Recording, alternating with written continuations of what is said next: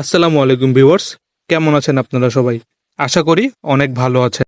আপনারা সকলেই আমার আগের ভিডিওতে দেখেছেন 20,000-এর একটি বড় অর্ডার কমপ্লিট করতে আমি সক্ষম হয়েছি। তারা আমাকে রিভিউ পাঠায় আমার পাঠানো লিচু নাকি তাদের অনেক পছন্দ হয়েছে।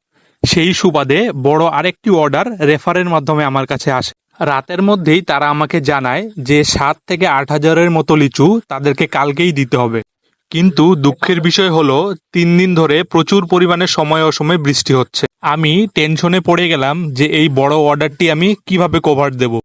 তাই সুযোগ বুঝে আমার টিমকে নিয়ে আগের দিন বিকেলেই কিছু লিচু পেড়ে নিলাম, যাতে পরের দিন আমার চাপটা কম থাকে।